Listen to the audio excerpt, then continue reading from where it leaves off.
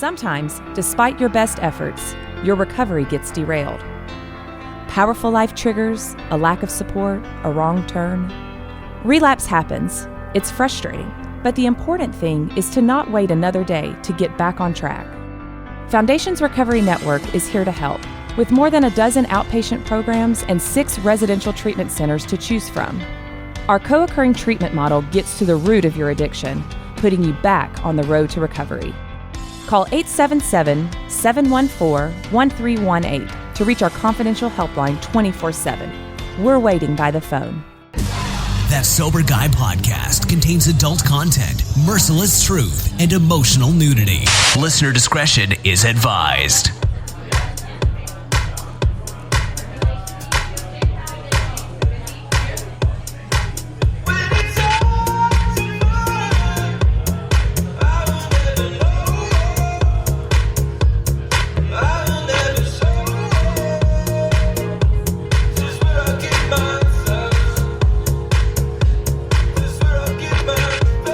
Yo, what's up? Welcome to Sober Guy Radio. Thanks to Humans for bringing us in. Thanks to you for supporting the show.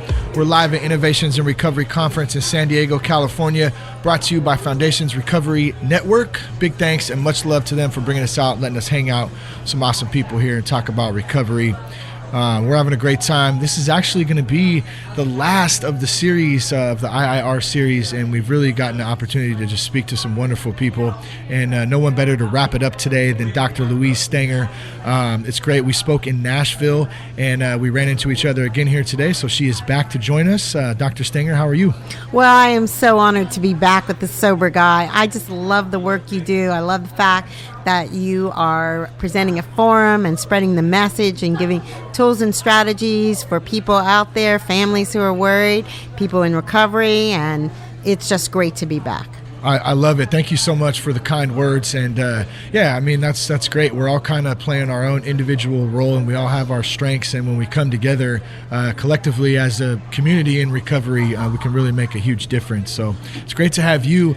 I understand. So you spoke yesterday on chronic pain, substance abuse, obviously recovery. What were some of the details of that presentation you gave? Oh, thanks. Well, I'm sure you know that chronic pain affects more people in the United States than heart disease or diabetes. And I'm sure you know that today, with the opioid crisis we have in the United States, that approximately 97 people per day die because of an opioid overdose. And how did all that start? Where did we suddenly come to have so many people thinking that, opioids are good for them? Well, if I can give you a little history lesson for a second. I love history. So, do you like Halloween? Yeah, actually, I love Halloween. Okay. Yes, so's my kids. They get tons of candy. Okay, so if we go back to 2002 Trick or Treat, when the Clinton was in the administration, there was a message given to all physicians about pain policies. Mm-hmm. And they said that in every ER or every doctor's office, you had to start assessing for pain. And there was a pain chart, right? A pain chart. So on a scale of 1 to 10, yes, what is your pain? And at the same time, pharmaceutical companies were developing hydrocodone, Oxycontin, and they were being told one needs to prescribe, because the idea when someone had pain was to get well, not to have a problem. And in those days, so you have two things converging. One, you had a mandate on pain policies that now we must assess for chronic pain or pain. Yeah. Two, we now have a new development of drugs that people really weren't sure about how to use. So and how do you tell if somebody's lying when they say my pain is an 8 when really their pain is a 2 and they're just I don't think people are lying. There's a difference between acute pain and chronic pain. Most pain resolves itself in 90 days. So let's say we had a car accident, we were texting while driving, if we're older, we might have had a hip replacement, knee replacement, shoulder, if we're out being a weekend warrior or we're actually a real athlete, we may have had shoulder, knee, ankle, back injury. So most pain will resolve in 90 days. That's acute pain. Chronic pain is when pain persists. And it's really evidence-based that pain persisting can be as much psychological as well as induced by opioids. There's something called, it's really interesting. Do you know what hyperanalgesia is? I absolutely do not, but please do tell. Okay, so say, for example, I'll use myself. Okay. I had knee replacement. And say, for example, and that's really painful surgery, by the way. Oh, yeah. You have to relearn how to walk. You have to relearn how to use your leg. You have to learn how to relearn how to kneel. And there's a lot of ways in which you relearn how to do that, not just through medication. But let us say that I said the pain still persists, and it persists, and I'm still taking opioids because in those days they might have given me that. And this could be 6 months to 6 a year months down to a the year road. down the I'm road. just doing physical therapy, that kind of That's stuff. right. Okay, got it. And so I developed now what's something called hyperanalgesia. My skin sort of is prickly and it really feels to the touch, but it's not the knee replacement that is giving me the pain. It is actually the perceived pain from the opioids. Wow. So the opioids are now creating pain.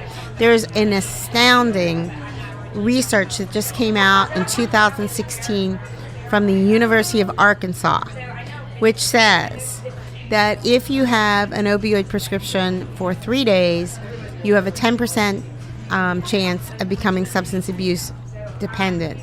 If you have 2 prescriptions for 10 days in a 1-year period, you have a 40% chance of becoming addicted. So if we take that information plus what we know about how to assess for substance abuse, A, age of first use, B, big changes, C, co-occurring disorders, and D, DNA, meaning family history, and we add that to someone who has experienced chronic pain, wow. Yeah. We've got a tsunami going on. We have a pandemic going on.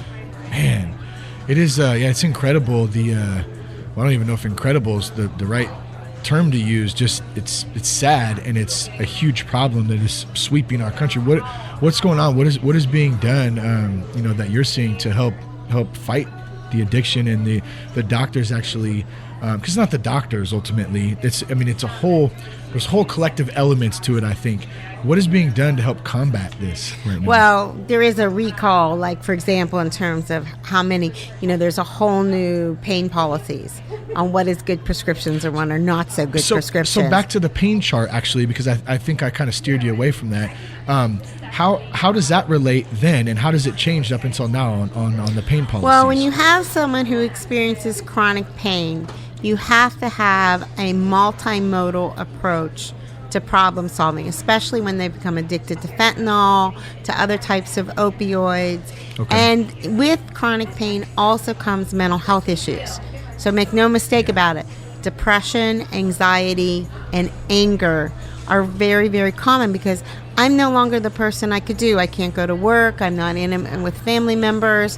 I'm just not the person because my whole life is now centered around the chronic pain. Yeah. So, and then the other thing is families say, well, wait a minute, the doctor told them to.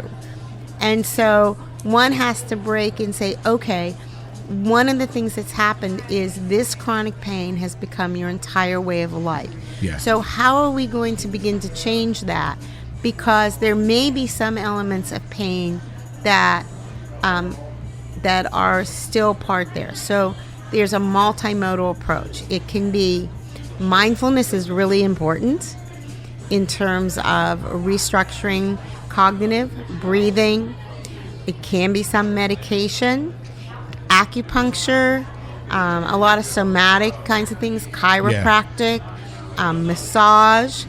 And then there's a lot of different therapeutic modalities that one will use in terms of being able to restructure and relive. I mean, I consult now with Driftwood Recovery, so I can give you a couple case examples. Yeah, that'd be great.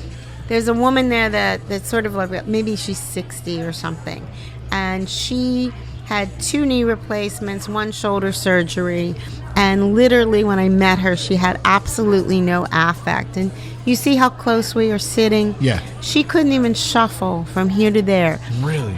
She was depressed and forlorn. She had taken a fentanyl overdose, and that's why she was in the hospital. And when I was out there, and really we just had a conversation. I told her a little bit about me. I shared about my rehab. And in addition, she was seeing, she was doing psychological work.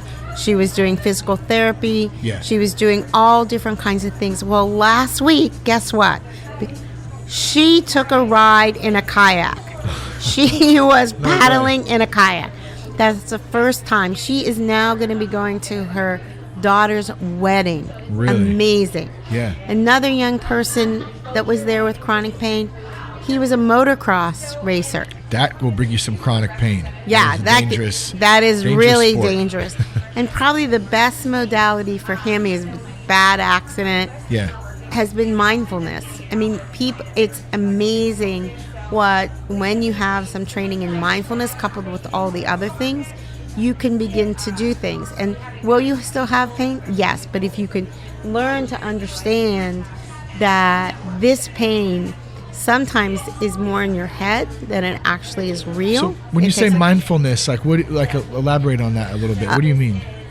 Okay, so mindfulness is a strategy where I can learn. If we were doing it right now, I say, let's forget about this podcast. Okay.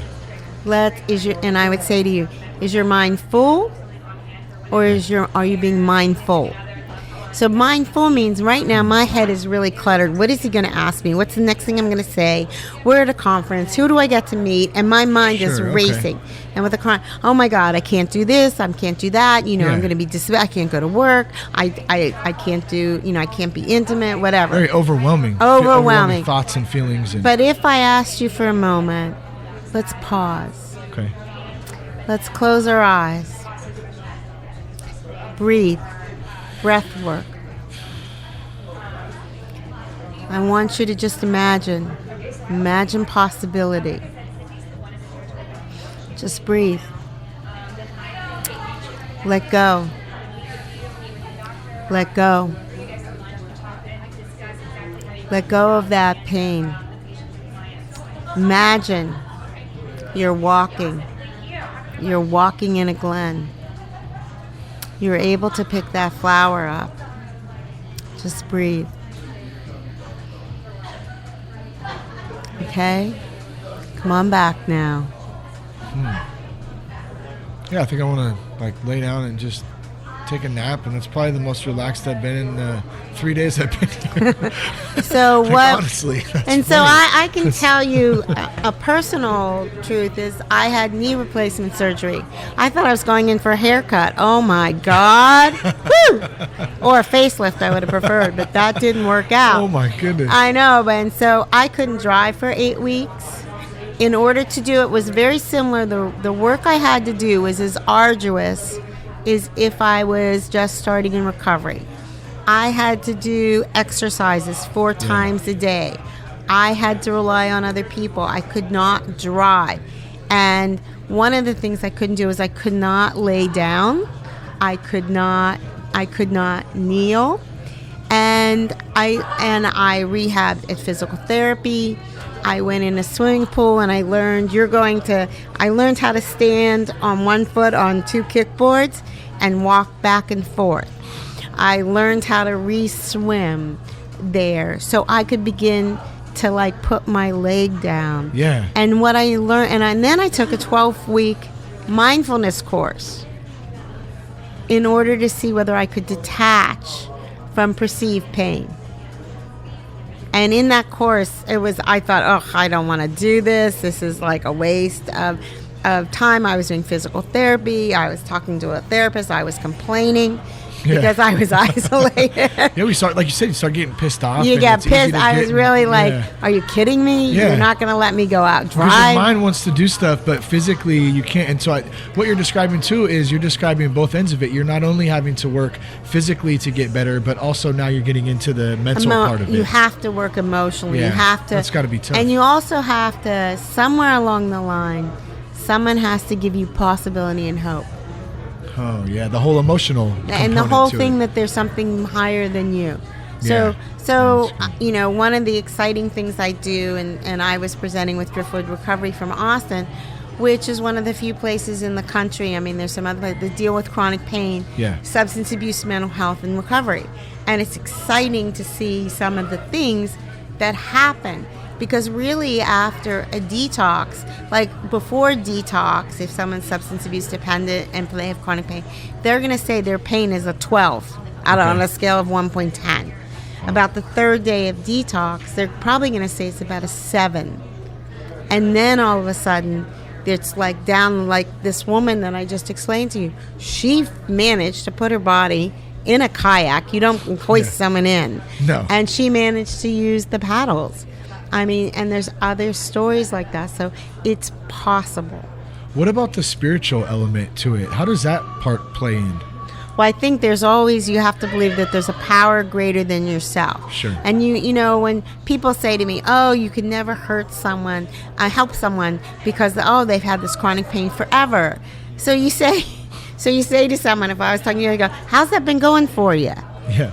And the families who say, well, they're just like that. They have this physical problem. And I go, well, how's that working for you? Because if it was working so good, you wouldn't be here. Yeah. And so once you realize that there's this sort of magical thing that it wasn't so much that I had a swim coach and I was in the middle of La Jolla High School rehabbing and walking back and forth and doing ice. It was like, oh my God. Hey. Yeah. I'm like thinking I'm a little surfer. And there is someone higher than myself. There's something greater than yourself that you have to sort of come to grips with. And that doesn't mean that you're going to be the basketball player you once were, but you can learn to live, and your preoccupation with life is not centered on your pain, you're not defined by your pain in much the same way you're no longer defined by your substance abuse. So if we took someone out there, let's say there's somebody listening right now who had a major surgery, they are really dependent on opiates, let's say, to help with the pain. They don't want to be on them, but the physical addiction to them and the mental stress that's going down makes it completely, it makes it very difficult, especially if you're trying to have family, all the elements of life in general, right? What do you say to that person? Where do they start to get some help and to start looking down a path so they can start in recovery? I would say just give a phone call. People don't call me unless their hearts are hurting. Yeah. In my business, their hearts are hurting. They've reached their end rope. And they're just not calling me up because, hey, Dr. Louise, I just want to talk to you. Hey, how's it going? Okay, how's it going?